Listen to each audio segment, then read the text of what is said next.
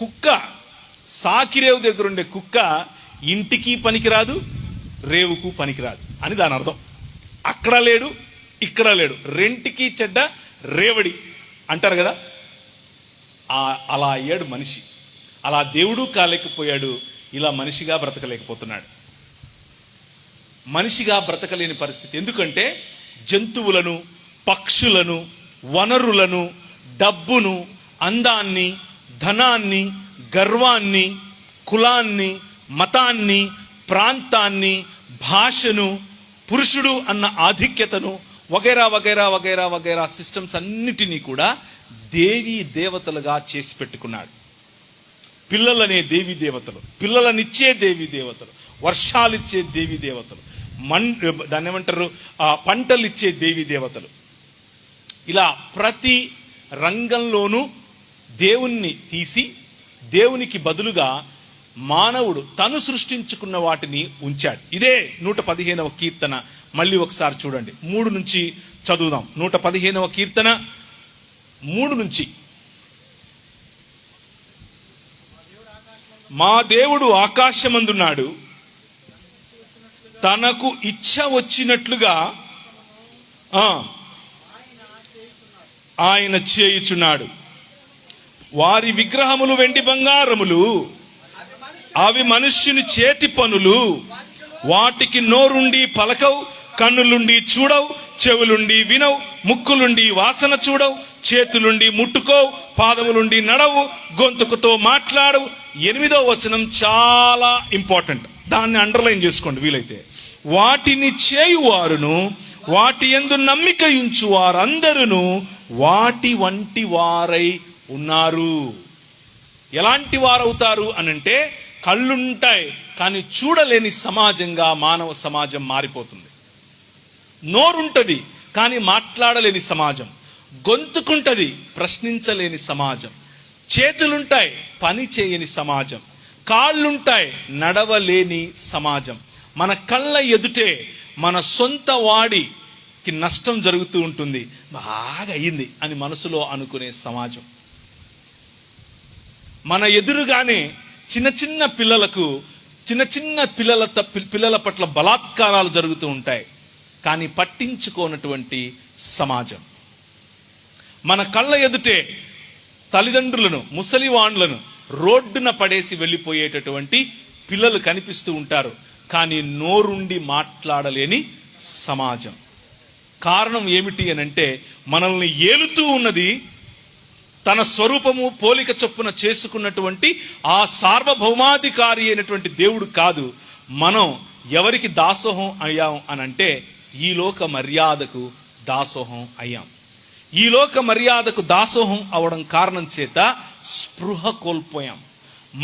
మనిషిగా బ్రతకలేనటువంటి పరిస్థితి.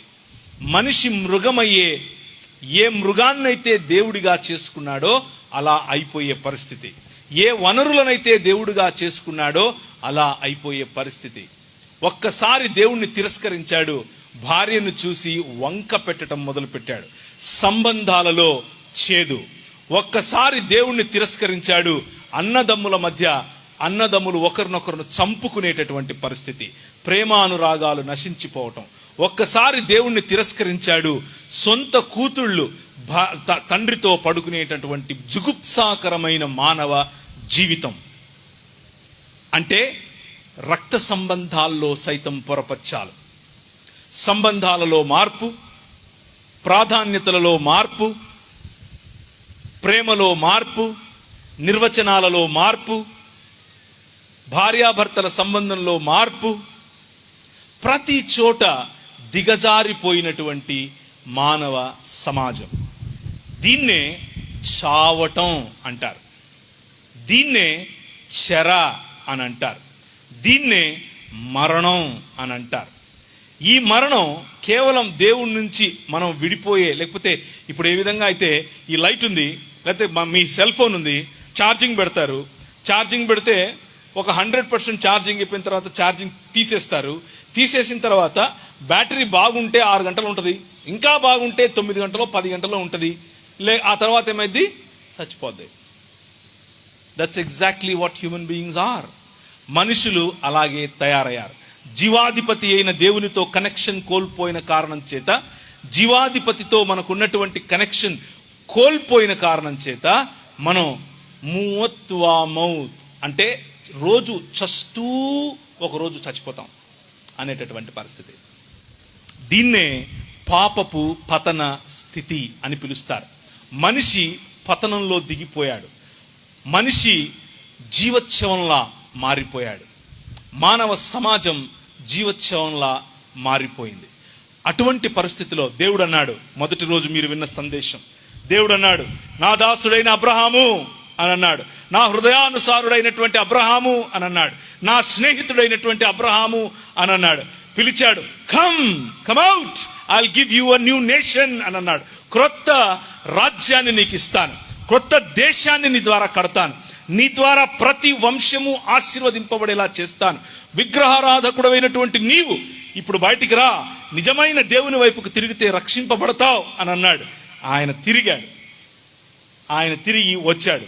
ఆయన ద్వారా చేసినటువంటి ఒడంబడిక, ఆయన ద్వారా చేసినటువంటి ఒక నిబంధన, ఆ నిబంధన ఆయన కంటే ముందు చేసినటువంటి నోవహుతో చేసిన నిబంధన, నేను చంపే దేవుణ్ణి కాదు, నేను రక్షించే దేవుణ్ణి, నేను నాశనం చేసే దేవుణ్ణి కాదు, నేను పునర్నిర్మించే దేవుణ్ణి, నేను నూతన సృష్టిని మొదలు పెట్టాను.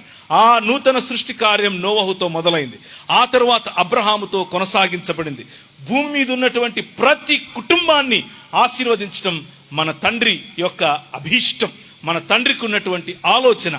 ఆయన నిన్ను నన్ను విడిచువాడు కాదు, కన్న తల్లి అయినా విడుస్తుంది, కానీ మానవుడు నన్ను చీదరించాడు, నన్ను చీత్కరించుకున్నాడు, నన్ను వదిలేశాడు. ఒక్కసారి కాదు, 2 సార్లు కాదు, మాటి మాటికి శోధించాడు. నీళ్లు లేవని శోధించాడు, అన్నం లేదని శోధించాడు, వర్షం పడుతుందని శోధించాడు, వర్షం పడలేదని శోధించాడు. మాకు గోరీలు లేవని ఇడికి తీసుకొచ్చావా అని అడిగాడు. ఎలా తీసుకొచ్చాడు? అబ్రహాముకు చెప్పాడు, 400 పైచిలుకు సంవత్సరాలు నీ పిల్లలు ఒక దేశంలో ఉంటారు, కానీ వాళ్ళని మళ్ళీ తీసుకొచ్చి వృద్ధి చెందండి, మీరు విస్తరించండి, మీరు భూమిని నిండించండి మరియు దానిని ఏలండి అన్నటువంటి పనిని ఆదాము చేయలేకపోయాడు. కానీ నీ ద్వారా నేను మానవ సమాజానికి మళ్ళీ అవకాశం ఇస్తాను. ఒక రోజు వస్తుంది, ఒక రాజు వస్తాడు, ఆయన ఏల్తాడు, గగనాన్ని చీల్చుకొని వస్తాడు, ఆయన ఏల్తాడు, గాడిద మీద వస్తాడు, ఆయన ఏల్తాడు, ఆయనను హత్తుకున్న వారు యెహోవాకు జనులవుతారు అన్నటువంటి సందేశంతో వస్తాడు. అలా రావటానికి ముందుగా అబ్రహాము పిల్లలు ఇస్సాకు మరియు యాకోబు కుమారులైనటువంటి ఇశ్రాయేలును 10 రకాలైనటువంటి దేవీ దేవతలను ఓడించి, నువ్వు కాదు రాజు, ఐ యామ్ ద కింగ్ అన్నాడు. నేను రాజు, ఎవర్రా మీరు రాజులు అని అన్నాడు. అక్కడ రాజుల్లో ముఖ్యంగా వారి పైన ఏలుతున్నది ఎవరు? నీళ్లు, తెగుళ్ళు, లేకపోతే మిడతలు, అలాగే ముసళ్ళు, అలాగే కీయు, అలాగే నక్షత్రం, అలాగే ఇలా 10 రకాలైనటువంటి దేవీ దేవతలు. అన్ని వనరులు, ఏ వనరులైతే ఆనాడు ఐగుప్తు దేశాన్ని ఈనాడు అమెరికా ఎంత సుభిక్షంగా ఉందో, ఎంత సూపర్ పవర్ గా ఉందో, అలా 3500 పైచిలుకు సంవత్సరాల క్రితం ఆ దేశం, లేకపోతే ఐగుప్తు దేశం ప్రపంచాన్ని శాసించే దేశంగా ఉంటే, ఆ ప్రపంచాన్ని శాసించే దేశంలో ఏ వనరులనైతే వారు దేవీ దేవతలుగా చేసుకుని ఆరాధిస్తున్నారో అన్నిటినీ మించి అన్ని వనరుల పైన రాజు అయినటువంటి ఫెరో నిలబడి అంటాడు, ఐ యామ్ ద కింగ్, నేను చెప్పినట్టు చేయాలి. అయ్యా పని ఎక్కువైపోతుంది, మా మీద భారం ఎక్కువవుతుంది, ఇంకెక్కువ పెట్టండి రా వీళ్ళకి పని. మనుష్యులను మనుష్యులుగా భావించలేనటువంటి అధికార దుర్వినియోగం ఉన్నటువంటి రాజ్యం, ఆ రాజ్యం ఎదుట నేను ఒక్క ముసలాయనను పంపిస్తాను. ఆ ఒక్క ముసలాయన ఆయనకి ఏమీ చేతరు కానట్లుగా 40 సంవత్సరాలు గొర్రెలను మేపించి మరీ పంపిస్తాను. గొర్రెలను మేపించి గొర్రెల్లాగా తయారైపోయిన ఒక ముసలాయన వెళ్ళి ఈ రాజ్యంలో ఉన్నటువంటి రాజు ఎదుట నిలబడి ఛాలెంజ్ అంటాడు. లెట్ మై పీపుల్ గో అంటాడు, నా ప్రజలను పంపించు అని అంటాడు. హే, నువ్వెవరితో మాట్లాడుతున్నావు తెలుసా? ఐఎమ్ జో బైడెన్, నేను ఈ అమెరికా దేశానికి అధ్యక్షుని రా బాబు, నువ్వు నా దగ్గరకు వచ్చి మాట్లాడతావేంటి? Let my people go. Let my people go. No, 10 సార్లు మాటికి మొదటిసారి చెప్పినప్పుడు విననందుకు, రెండవసారి చెప్పినప్పుడు విననందుకు, మూడవసారి చెప్పినప్పుడు విననందుకు ఫరో యొక్క హృదయాన్ని దేవుడు వాడి కఠినత్వానికే విడిచిపెట్టి, అనగా మరింత కఠినంగా ఉండేట్లుగా వాడిని చేసి, వాడికున్నటువంటి ప్రతి గర్వానికి ఆధారమైన ప్రతి ఆలోచనను చెరపట్టి ఓడించి వాళ్ళని తీసుకొస్తాడు. ఆరిన నేల మీద సముద్రం 2గా చీలితే వస్తాడు. వెనక చూస్తే సైన్యం, ముందు చూస్తే సముద్రం 2 పాయలవటం. ఈ మానవ సమాజం నూతన సృష్టి కార్యములో మొదలుపెట్టినటువంటి దేవుని చేత పిలువబడినటువంటి సమాజం నడవటం చూస్తాం. ఆ నడిచిన వాడు వెళ్ళిపోయిన తరువాత ఫరో సైన్యం అదే ప్రయత్నం చేయటం. ఐ యామ్ ద కింగ్ అని అనుకున్నటువంటి ఫరో తన యొక్క ప్రజలు ఈ నీళ్లలో పడి చావటం వీళ్ళు చూస్తారు. పగటిలో మేఘస్తంభముగా, రాత్రిలో అగ్నిస్తంభముగా, నీళ్ళిచ్చు బండగా, మోషే చేతి మీద ఉన్నటువంటి అహరోను కర్రగా ఆయన వారిని వెంబడించటం. పురాతన కాలము మొదలుకొని శాశ్వత కాలము ఆయన ప్రత్యక్షతలు కనిపిస్తూనే ఉన్నాయి అని మీకా గ్రంథం 5వ అధ్యాయం 2వ వచనంలో కనిపిస్తుంది.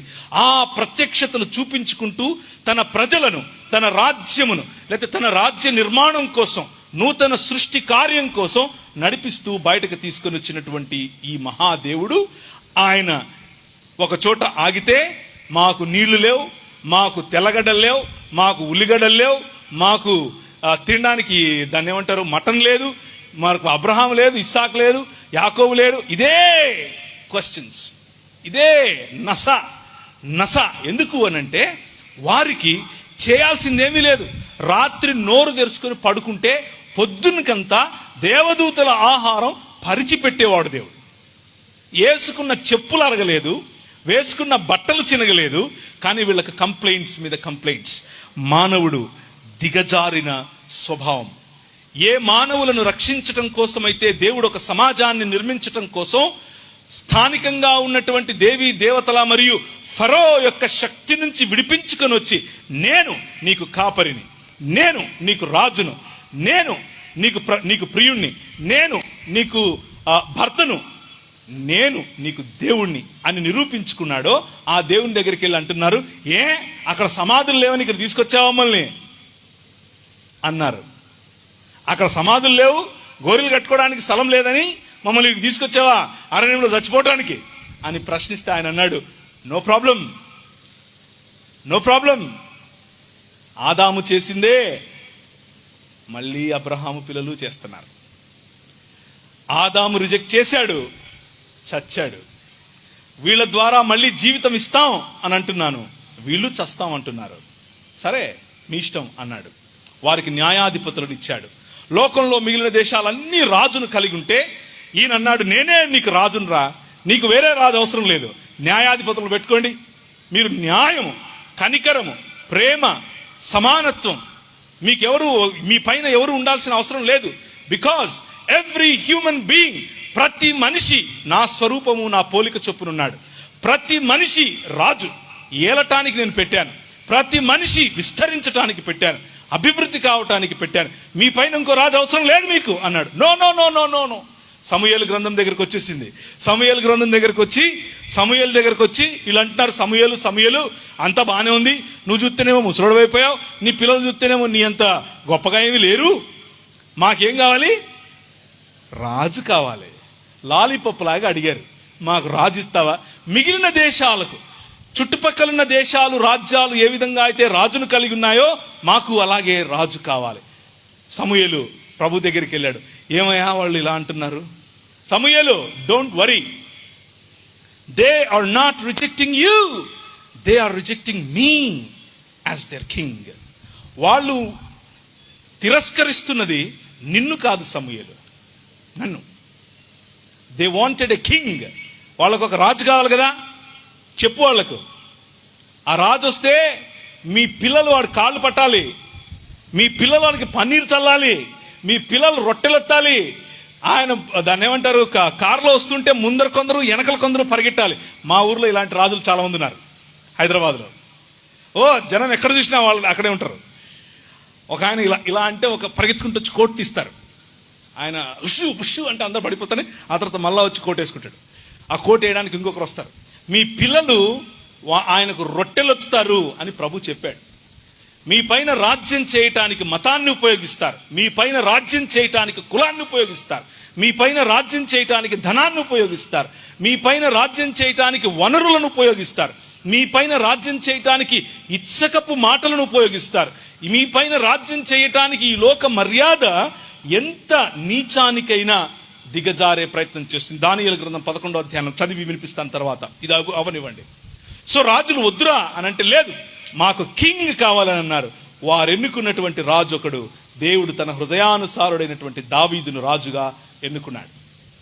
అండ్ నూతన సృష్టి కార్యం, దేవుని రాజ్యము అనేటటువంటి సంపద, దేవుని రాజ్యం అనేటటువంటి ఈ బాధ్యతతో కూడినటువంటి వాగ్దానం దావీదు ద్వారా మళ్ళీ దావీదు కుమారుడైన సొలొమోను, దావీదు వేరు మరియు చిగురుగా వచ్చేటటువంటి మీకా గ్రంథం 5:2 చెప్పినట్లుగా, ప్రవక్తలందరూ ప్రవచించినట్లుగా, యెషయా ప్రవచించినట్లుగా, ఓబద్యా చెప్పినట్లుగా, జకరియా 2వ అధ్యాయం చెప్పినట్లుగా, మలాకీ 4 చెప్పినట్లుగా నీతి సూర్యుడు ఉదయిస్తాడు, నీతి సూర్యుడు ఉదయిస్తాడు, మీ రెక్కలకు ఆరోగ్యం కలుగజేస్తాడు. 600 పైచిలుకు సంవత్సరాలు మీరు పోతారా, దేవుణ్ణి విసర్జించొద్దు, విసర్జిస్తున్నారు, మీరు పోతారు అని చెప్పినా విననప్పుడు దేవుని రాజ్యముగా ఉన్నటువంటి ఇశ్రాయేలు 2 ముక్కలైపోతుంది. ఉత్తర దేశము మరియు దక్షిణ దేశం.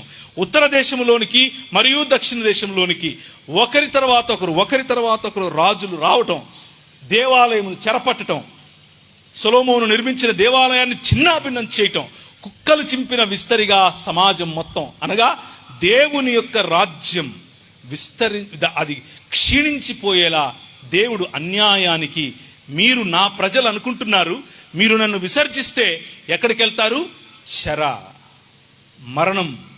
నేను లేని మందిరం, నేను లేని సమాజం, నేను లేని పతన స్థితిలో ఉన్న సమాజం. నెబుకద్నెజరు వచ్చాడు, పట్టుకెళ్ళిపోయాడు. రాజులు వచ్చారు, పట్టుకెళ్ళిపోయారు. మలాకీ వరకు ఇదే మాట, ఆయన వస్తాడు, మనకు స్వపరిపాలన ఇస్తాడు, దేవుని రాజ్య పాలన తిరిగి ఇస్తాడు, దేవుని రాజ్య పాలన కోసం ఆయన వస్తాడు అని చెబుతూ వచ్చినటువంటి మాటలు. అప్పుడు ప్రభు అయిన యేసుక్రీస్తు మార్కు సువార్త 1వ అధ్యాయంలో మనం చదివిన మాట, కాలము సంపూర్ణం అయింది, నేను వచ్చేసాను అని వచ్చాడు. ఐ యామ్ ద కింగ్ అని వచ్చాడు. నేను రాజును. I am the ruler, I am the father, I am your lover and I am your husband and I am the true God. నేను నీ దేవుణ్ణి, నేను నీ భర్తను, నేను నీ ప్రియుణ్ణి, నేను నీ కాపరిని, నేను నీ రాజును అని చెబుతూ వచ్చినటువంటి రక్షకుడు యేసు క్రీస్తు ప్రభు. అయితే ఈయన మనిషి ఏ విధంగా అయితే పాలించాలనుకున్నాడో, ఎలా పాలించాలనుకున్నాడు? దుర్వినియోగం చేత, అధికార దుర్వినియోగం చేత, దేవుణ్ణి విసర్జించటం కారణంగా, లేకపోతే ధనాన్ని ఆసరాగా చేసుకుని, అందాన్ని ఆసరంగా చేసుకుని, జ్ఞానాన్ని ఆసరాగా చేసుకుని, కులాన్ని ఆసరాగా చేసుకుని, మతాన్ని ఆసరాగా చేసుకుని, ఇలా విభజించి పాలించేటటువంటి పద్ధతుల్లో మనిషి పరిపాలించడం మొదలుపెట్టాడు. 11వ అధ్యాయం దానియేలు గ్రంథం. మనిషి యొక్క పాలనకు, దేవుని యొక్క పాలనకు, అనగా నూతన సృష్టి అనేటటువంటి పాలనకు ఉన్న తేడా మీకు నేను దానియేలు గ్రంథం రూపంలో చూపించే ప్రయత్నం చేస్తాను. దానియేలు గ్రంథం 11వ అధ్యాయం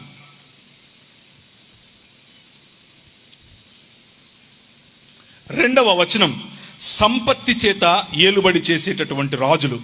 3వ వచనం, శూరత్వంతో ఏలుబడి చేసే రాచరికం. 6వ వచనం, సంధి చేత, అనగా కోయలిషన్ గవర్నమెంట్ అని పిలుస్తారు, ఎన్డీఏ, యూపీఏ వగేరా వగేరా అన్ని ఇవే. సంధి చేత పరిపాలించే పద్ధతులు. 20వ వచనం, పన్ను చేత పరిపాలించే పద్ధతులు. 21వ వచనం, ఇచ్చకపు మాటల చేత పరిపాలించే పద్ధతి. మిత్రం అంటారు కదా, అది ఇదే. దోపుడు సొమ్ము చేత పాలించే పద్ధతులు, నిబంధనలకు విరోధి అయి పాలించే పద్ధతులు. 36, హెచ్చించుకోవడం ద్వారా లేకపోతే అతిశయం ద్వారా పాలించే పద్ధతి. 38, విగ్రహారాధన ద్వారా పాలించే పద్ధతి. 39 విభజించటం ద్వారా పాలించే పద్ధతి. మనిషి పైన రాజ్యం చేయటానికి, మనిషిని కొల్లగొట్టడానికి, మనిషి పైన రాజుగా ఉండటానికి ఇలాంటివన్నీ ఉపయోగిస్తాడు. ముఖ్యంగా విభజించి పాలించేటటువంటి ఆలోచన. సమాజాన్ని పతన స్థితిలో ఉన్న మనిషి విభజిస్తాడు. కులం పేరట విభజిస్తాడు, రంగు పేరట విభజిస్తాడు, ఉపకులం పేరట విభజిస్తాడు, ఉపకులంలో మళ్ళీ ఉపకులం చేత పేరట విభజిస్తాడు. మీ నాయన ఇంటి పేరు మీద విభజిస్తాడు, మీ అమ్మ ఊరి పేరు మీద విభజిస్తాడు. మనిషి విభజించటమే నేర్చుకున్నాడు. విభజించి పాలించేటటువంటి ఈ విగ్రహారాధన పాపము అనేటటువంటి ఈ సమాజాన్ని తిరిగి నిర్మించాలి, తిరిగి ఒకటి చేయాలి. ఎవ్రీ హ్యూమన్ బీయింగ్, ప్రతి మనిషి దేవుని యొక్క స్వరూపము మరియు పోలిక చొప్పున ఉన్నాడు అన్న స్పృహలోనికి తీసుకుని రావటం మొట్టమొదటి వ్యక్తిగత రక్షణ. సామాజిక రక్షణ. ప్రతి మానవ సమాజం ఒక శరీరముగా దేవుడు యేసు క్రీస్తు అనే శరీరంలోనికి నిన్ను పిలుస్తున్నాడు. ఆయన విరువబడిన శరీరంలో భాగమైతే you are a new creation, నువ్వు క్రొత్త సృష్టి అని పిలిచేటటువంటి సామాజిక రక్షణ. ప్రపంచాన్ని ఐక్యపరిచేటటువంటి రక్షణ కార్యం. ఒక్కసారి ఎఫెసీయులకు రాసిన పత్రిక 1వ అధ్యాయం, ఎఫెసీయులకు రాసిన పత్రిక 1వ అధ్యాయం 10వ వచనాన్ని చూడండి. ఈ సంకల్పమును, దేవునికి ఒక సంకల్పం ఉంది. ఆ సంకల్పం ఏమిటి అంటే, చాలా మంది ఏమనుకుంటారు అని అంటే, దేవునికి ఉన్న సంకల్పం ఏంటంటే, నేను ఇక్కడ బతకాలి, చచ్చిపోగానే నన్ను ఎక్కడ తీసుకెళ్తాడు, వేరే లోకం ఒకటి ఉంది, ఆ లోకంలో వెళ్ళిపోతాం. మన పొరుగు వారు వాళ్ళు వీళ్ళు చెప్తున్నట్లుగా రంభా ఉర్వశి మేనకులు డాన్స్ చేస్తూ ఉంటారు, పైనుంచి వచ్చి ఇలా పోస్తుంటే మనం ఇలా తాగెత్తుంటాం అని వాళ్ళు అనుకుంటే, మనకి ఇక్కడ ఏదో ఇంకా వేరు రకాలైనటువంటి అదొక విగ్రహం తయారు చేసుకున్నాం. But what is the actual purpose? ఈ ప్రపంచాన్ని విడిచి ఎక్కడికో వెళ్ళిపోవటమా మన పర్పస్? మేము చిన్నప్పుడు మా అమ్మ, మేము క్యాథలిక్ కుటుంబంలో పుట్టాను, క్యాథలిక్గా పెరిగాను. మా అమ్మ మమ్మల్ని వేలాంకన్ని అనే ప్రదేశానికి తీసుకెళ్ళేది. అక్కడ సముద్రం, ఆ సముద్రం ఒడ్లో నేను మా అన్న ఆడుకునేవాళ్ళం. ఆడుకుని సముద్రం ఒడ్లో ఆడుకునేటప్పుడు ఏం చేస్తాం మనం? ఇసుకతో ఇల్లు కట్టుకుంటాం కదా, మంచిగా ఇసుక మెడలు కడతాం. ఇసుక మెడలు కట్టిన తర్వాత మా గుండు కొట్టేటోళ్ళు పైన గంధం పెట్టేది, సలసల కాగుతూ ఉండేది అనమాట. అబ్బా ఎలా ఉండేదంటే, మా అమ్మ కేకేస్తుంది, రే అన్నమైంది వచ్చేసాయి అనగానే, అంటే మంచి చేపలు ఉండదు, ఉప్పు చేపలు తినడానికి టైం అయిందని చెప్పేసి ఇప్పుడు ఏం చేయాలి, మేము తయారు చేసుకున్నాం ముచ్చటగా చేసుకున్నటువంటి ఈ ఇసుక మేడలు ఏం చేస్తాం, మేము పరిగెత్తుకుంటూ వచ్చి నేను మా అన్న మా కాళ్ళతో మేమే దాని తొక్కి ఇంటికి పోతాం. మన దేవుడు అలాంటి అంటారా? Is our God like that? ఆయన ఇది మంచిది, ఇది మంచిది, ఇది మంచిది, ఇది మంచిది అని చేసినటువంటి తన సృష్టిని ఒకానొక రోజు ఇది కాదు, తుచ్, ఇదంతా బాగాలేదు, వేరే చోటు పోదాం అంటాడా? That's what religion teaches. మతం అదే నేర్పిస్తుంది.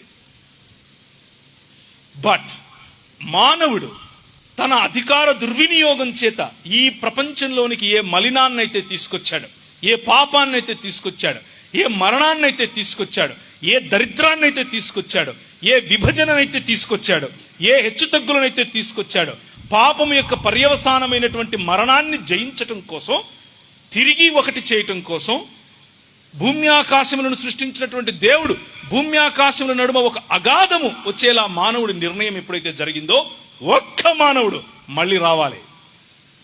ఒక్క మానవుడు ఈ భూమి ఆకాశముల విభజనకు కారణకుడయ్యాడు. కానీ ఒక్క మానవుడు ఈ భూమి ఆకాశములను తిరిగి కలపాలి. ఇప్పుడు చదవండి 10వ వచనం.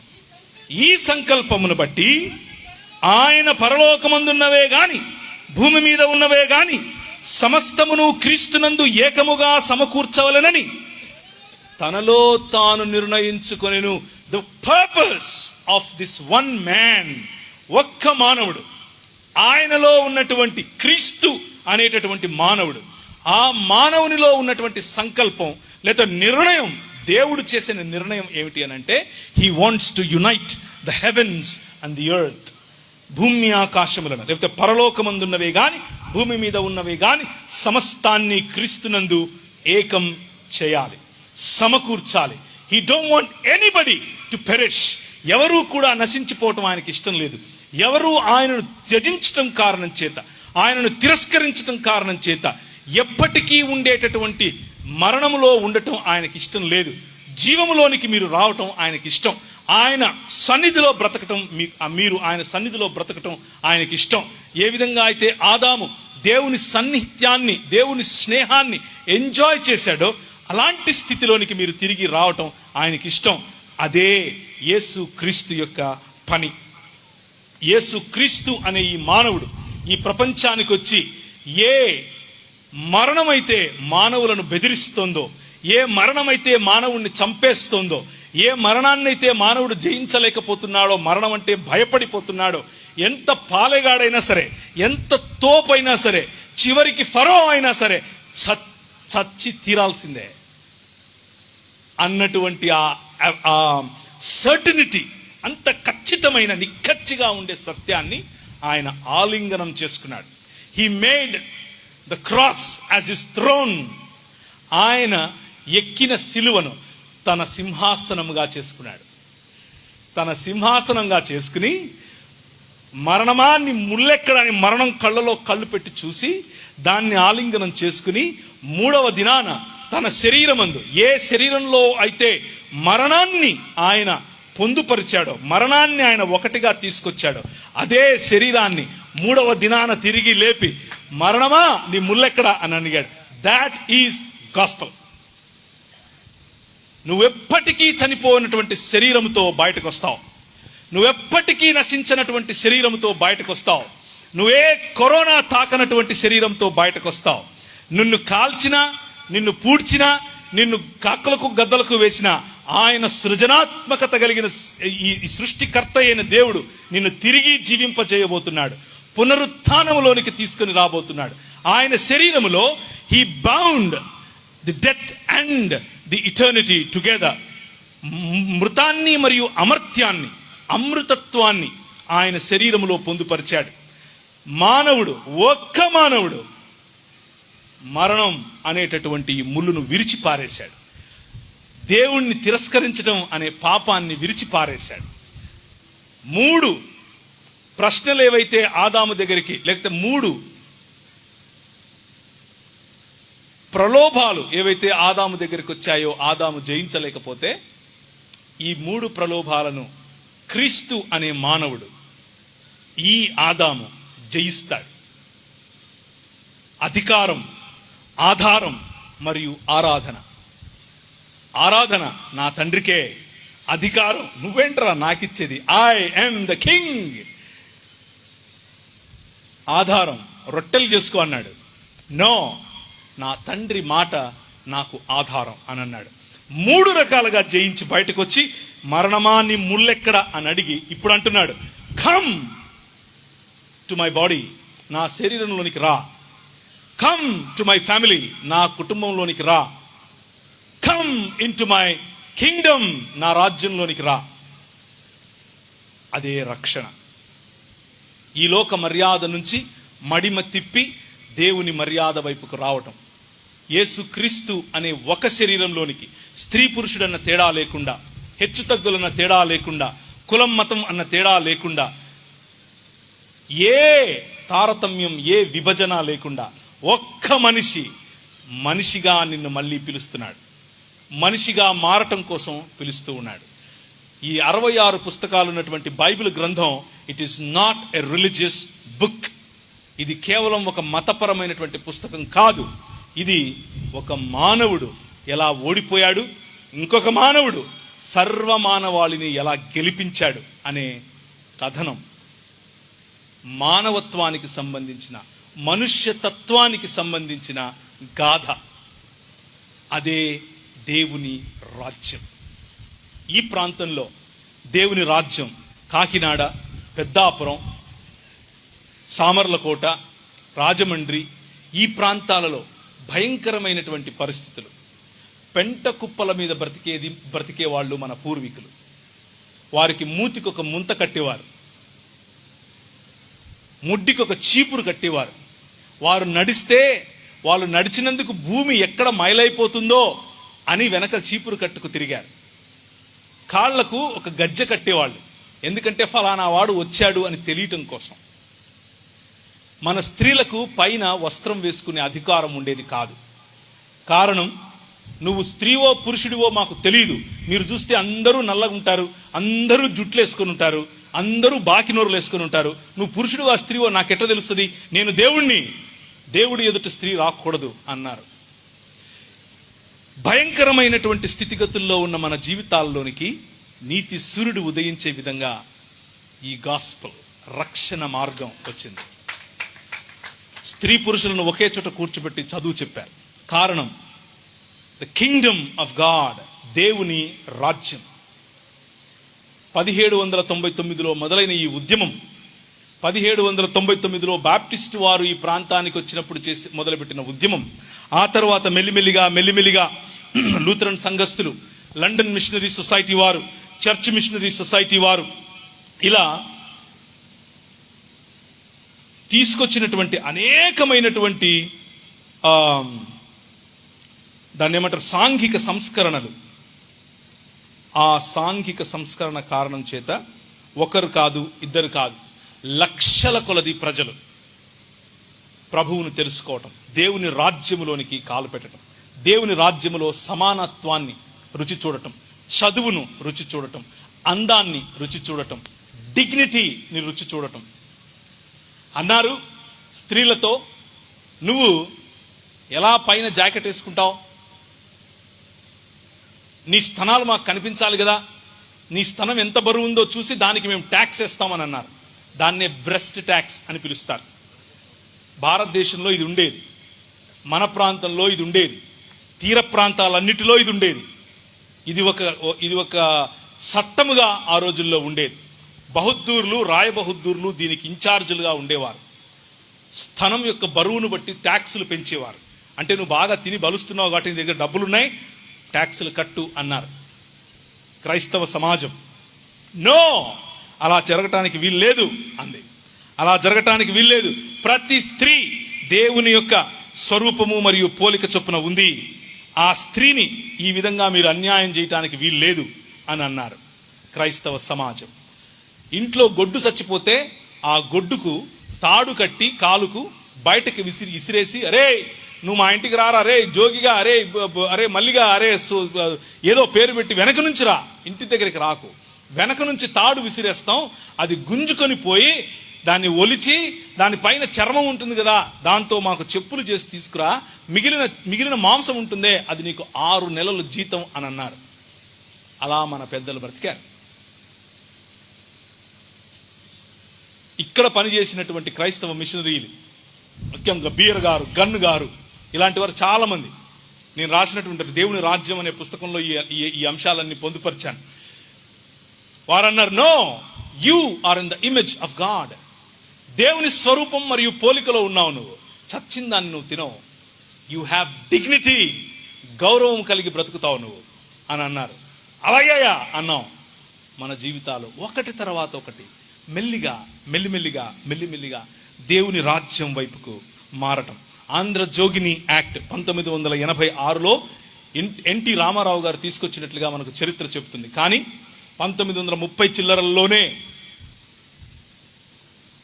ముత్తులక్ష్మిరెడ్డి గారు మెడ్రాస్ ప్రెసిడెన్సీలో ఉన్నటువంటి విధాన సభలో నిలబడుకుని ఆ రోజుల్లోనే ఆమె ఈ యాక్ట్ను ప్రవేశపెట్టింది. దానికి కారణం ఆమె వెనక పనిచేసినటువంటి క్రైస్తవ మిషనరీ సంఘాలు. ఆంధ్రజోగిని యాక్ట్ అంటే అర్థం ఏమిటి అని అంటే, మనలో మన పూర్వీకుల్లో కొంతమందిని అర్ధనగ్నంగా, వాళ్ళు పెళ్లిళ్ళు చేసుకోకుండా పిల్లలను కంటూ ఉంటూ అర్ధనగ్నంగా డాన్స్ చేసేటటువంటి, నాట్యాలు చేసేటటువంటి దేవదాసి వ్యవస్థ. ఆ వ్యవస్థలో స్త్రీలను భయంకరమైన నీచంగా చూశారు. ఆ పరిస్థితుల్లో క్రైస్తవ ఆలోచన, మనిషిని మనిషిగా గుర్తించినటువంటి వ్యవస్థలను చెరపట్టి క్రీస్తు పాదాలకు తీసుకుని వచ్చే ఆలోచన.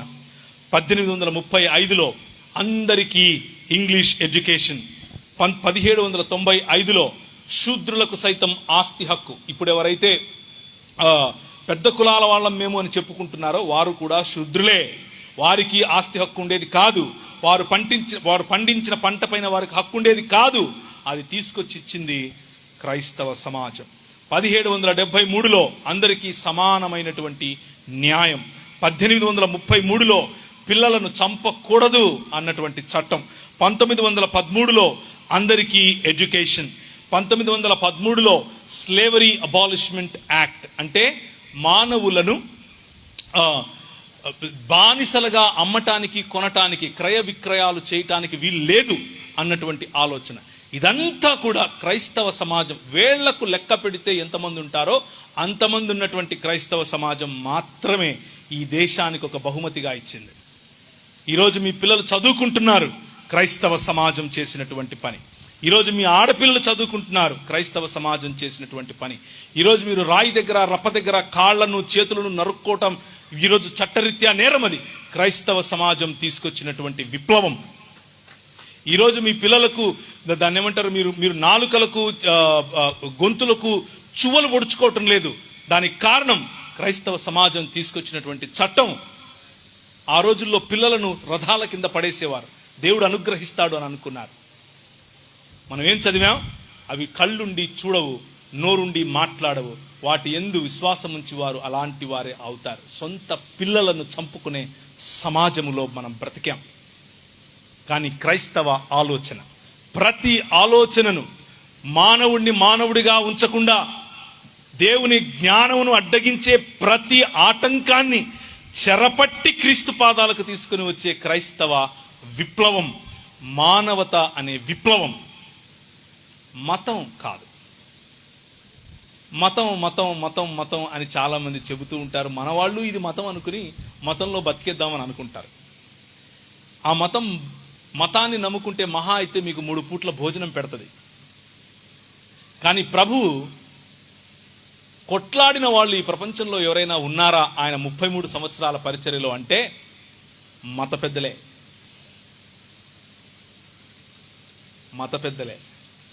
ఆఖరి ఒక్కరోజు పిలాతు ఎదుట నిలబడి మాట్లాడితే పిలాతు కూడా ఏమన్నాడు?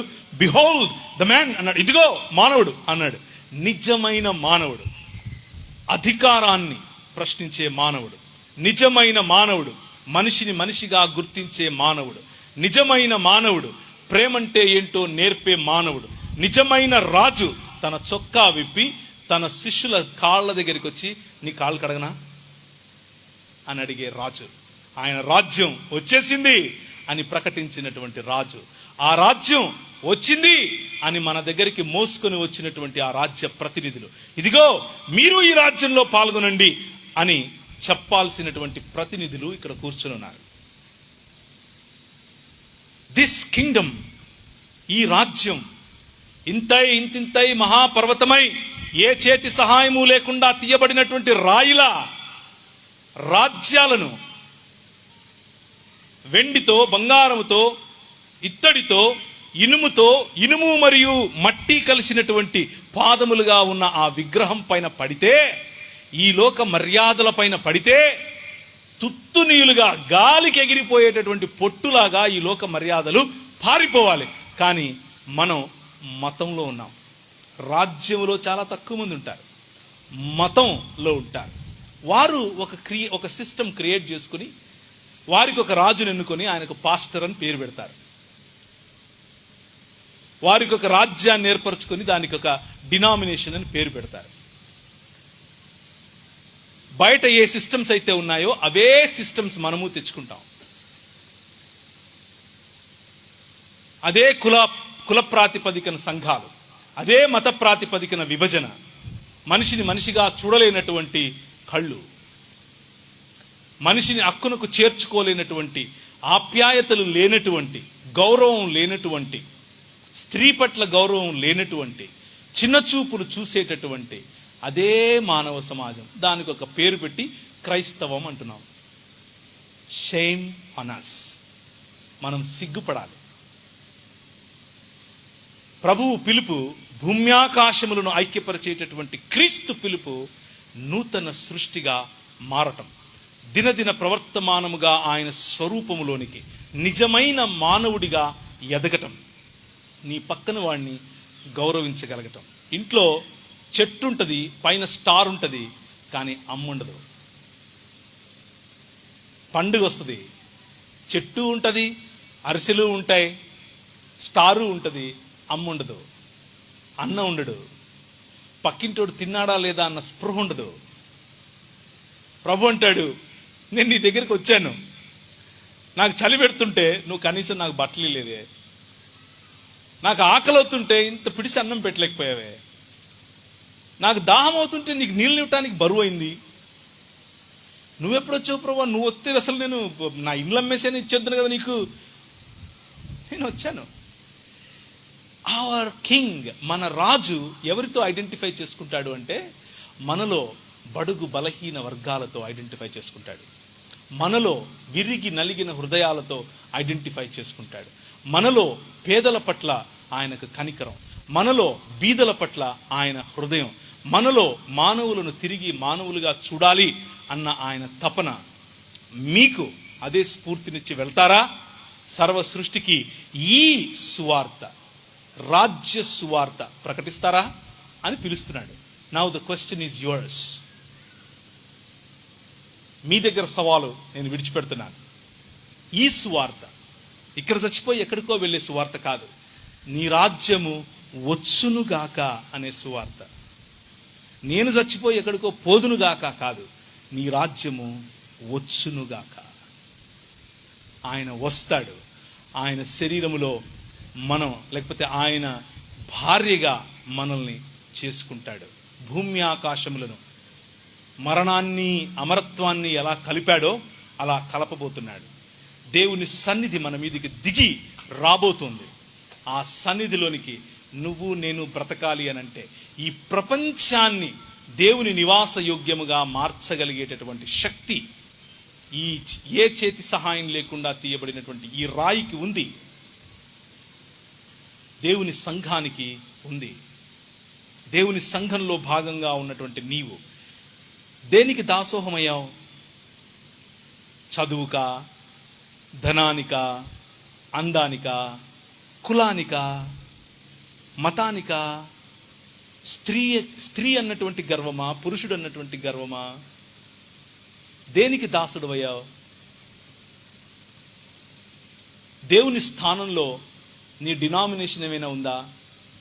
దేవుని స్థానంలో నీ గర్వం, నీ అహంకారం, నీ కులం ఇవేమైనా ఉన్నాయా? నువ్వు చేసుకున్న సిస్టమ్స్ వంటి వాడివే నువ్వు అవుతావు. నీ మనసు మార్చుకుని క్రీస్తు వైపుకు చూస్తే నిజమైన మానవుడు ఎలా ఉంటాడో నీకు కనిపిస్తాడు. ఆయన ఎవరిని చంపలేదు, ఏ రోజు కత్తి పట్టుకోలేదు, కానీ ఆయన హృదయాల నేలే రాజు. ఆయన ఏనాడు బడికి వెళ్ళలేదు, కానీ ప్రపంచంలో ఉండే యూనివర్సిటీస్ అన్నీ ఆయన గురించే మాట్లాడతాయి. ఆయన ఏ రోజు జెండా పట్టుకుని ఎలక్షన్లలోకి వెళ్ళలేదు, కానీ ఆయనను మించిన నాయకుడు ఈ ప్రపంచంలో ఇంకా పుట్టల. ఆయన ఏ రోజు ఒక మాట ఎవరిని గద్దించిన వాడు కాదు, కానీ ఆయన మాట హృదయాలను ఛేదిస్తుంది. ఆయన ఏ రోజు ఎవరిని చూసి మత్సరపడలేదు, జలస్గా ఫీల్ అవ్వలేదు. కానీ ఈ ప్రపంచంలో ఉండే పెద్ద పెద్ద నాయకులు సైతం ఆయన్ను చూసి జలస్గా ఫీల్ అవుతారు. ఏంటి 3 సంవత్సరాల్లో ఇంత ఎలా చేశాడు అని. ఒక్క మనిషి నేను మనిషిగా బ్రతుకుతాను అని నిర్ణయించుకుంటే జరిగేది ఇది. అదే మనిషి నేను దేవుణ్ణి అవుతాను అంటే మన పర్యవసానం మరణం. మతం నిన్ను దేవత్వం వైపుకు నడిపిస్తానంటుంది, రాజ్యం నిన్ను మనిషిగా మారుస్తాను అంటుంది. ఈరోజు రాత్రి నిజమైన మానవుడైనటువంటి యేసు క్రీస్తును పోలిన జీవితంలోనికి రావటానికి నీకు ఇష్టం అయితే మనసులో ఒక చిన్న నిర్ణయం, యేసును గురించి ఇంకా ఎక్కువ తెలుసుకుంటాను, ఈ క్రైస్తవ సమాజం గురించి ఇంకా ఎక్కువ తెలుసుకుంటాను. కనిపిస్తున్న క్రైస్తవ సమాజం కాదు, యేసు నిర్మించిన దేవుని రాజ్యం అనే సమాజం. చిన్న నిర్ణయం మీ జీవితాలను మార్చేస్తుంది. తలలుంచుకుంటే ప్రార్థించుకుందాం. కృపగలిగిన తండ్రి, ఈ రాత్రి మీరు మాతో మాట్లాడి మాకు తోడుగా ఉండి మా మనస్సులను మీ రాజ్యం వైపుకు, మీరు ప్రకటించిన దేవుని రాజ్యం వైపుకు, మీరు ప్రకటించినటువంటి, మీరు ఏలేటటువంటి రాజ్యంలోనికి మేము అడుగు పెట్టున్నట్లుగా ఆ రాజ్య ప్రభావాన్ని ప్రపంచవ్యాప్తంగా దేవుని నివాస యోగ్యమైనటువంటి స్థలంగా ఈ ప్రపంచాన్ని మలిచే విప్లవంలో మేము భాగమవునట్లు మాకు సహాయం చేయమని యేసు నామమున ప్రార్థిస్తున్నాం తండ్రి, ఆమేన్. ప్రశ్నలు?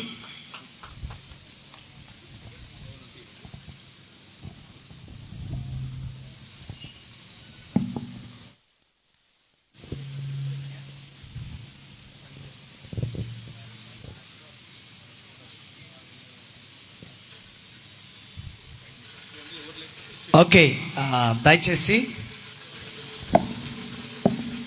ఇంకా ఆధ్యాత్మికంగా మీరు ఎన్నో విషయాలను నేర్చుకుంటారు. అన్నను మీరు నేరుగా కలిసేటువంటి అవకాశం అదేంటనంటే, మీరు యూట్యూబ్లో ప్రవీణ్ పగడాల అని కొడితే చాలు, ఎంతో అద్భుతమైనటువంటి ఇన్ఫర్మేషన్ మనకు కావాల్సింది వస్తూ ఉంది. ఆధ్యాత్మికంగాను, సాంఘికంగాను, సామాజికంగాను మనం బలపరచబడడానికి, మనం ఏ స్థితిలో నుంచి వచ్చాము, ఈ రోజున ఈ స్థితిలో ఉండడానికి యేసుక్రీస్తు ప్రభు వారు ఏం చేశారు, దేవుని ప్రణాళిక ఏంటి అనేటువంటిది మనం మరింతగా తెలుసుకోగలం. మరి దాని కొరకు ఎంతో సమాచారాన్ని ఎంతో కష్టపడి అన్న మరి ఎలక్ట్రానిక్ మీడియాలో వారు పెట్టారు. యూట్యూబ్లో ప్రవీణ్ పగడాల అని కొడితే మీరు సర్చ్ చేస్తే అన్న యొక్క మెసేజెస్, అద్భుతమైనటువంటి మెసేజెస్ మీరు వినొచ్చు. అయితే మనకున్నటువంటి అవకాశం, మీలో ఆధ్యాత్మికమైన సాంఘిక పరమైనటువంటి ఏమైనా ప్రశ్నలుంటే వారిని అడగండి. అన్న వారు సమాధానం ఇవ్వడానికి సిద్ధంగా ఉన్నారు. మీ ప్రశ్నలకు ఎలాంటి ప్రశ్న అయినా వాటికి వారు జవాబునిస్తారు.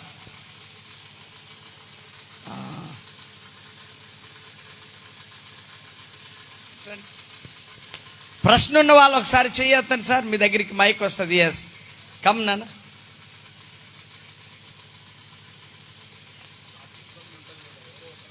ప్రశ్న వాక్ విత్ క్రైస్ట్ చర్చిలోనే ప్రారంభమైందా?